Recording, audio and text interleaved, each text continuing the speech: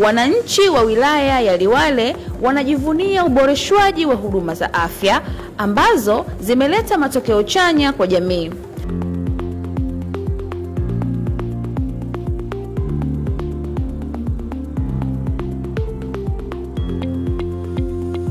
Awali, wananchi hao walitembea zaidi ya kilomita 160 kufuata huduma za afya za kibingwa.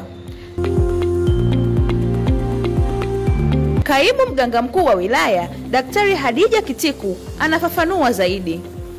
Halmashauri imeendelea kupokea miradi mbalimbali ya afya ambayo imeendelea kusaidia na kukuza zaidi huduma yetu ya afya katika halmashauri ya wilaya ya Liwale.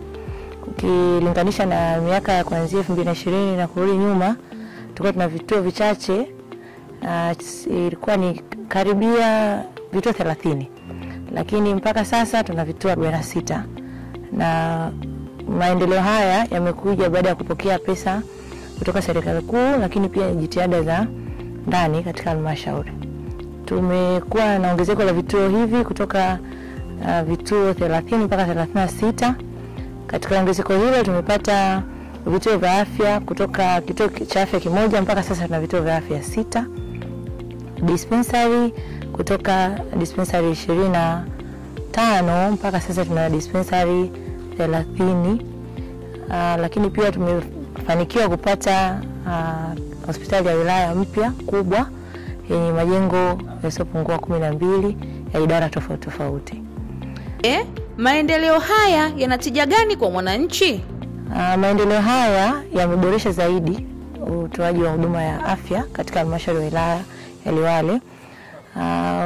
Tukiangalia kipindi cha nyuma, upungufu wa vituo vya afya, vituo vya kutolea huduma ya afya vilikuwa vinasababisha upatikanaji usiokuwa mzuri kwa baadhi ya sehemu ambazo hazikuwa na vituo.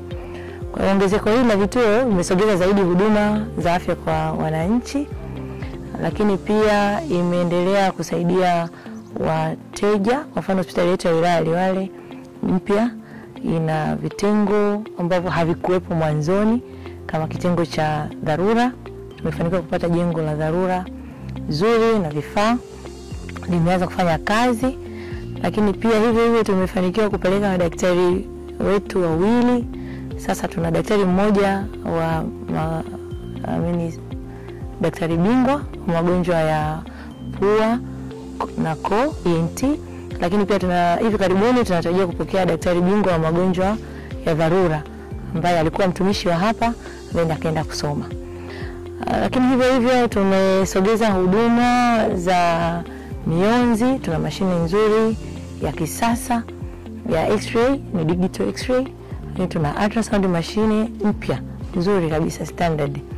Lakini pia tumeweza kugusa kitengo cha kinywa na meno. Kwa sasa tuna mashine katika vituo vya afya vyote. Tuna mashine za afya dental chair standard 5, na hospitali ya wilaya ina dental chair moja mpya pamoja na OPG. Hapo awali wananchi walikuwa wanapata wapi huduma za kibingwa? Hizi huduma zote hazikuwepo mwanzoni. Vivyo wananchi ilikuwa inawahitaji wasafiri umbali mrefu kwenda kupata huduma. Kwa hapa hospitali ambayo ilikuwa ni karibu ilikuwa ni hospitali ya Ndanda ambayo ilikuwa sio chini ya kilomita 160 kwa ajili ya kupata hizo huduma za kibingwa ama hizo huduma ambazo hazikuwepo mwanzo.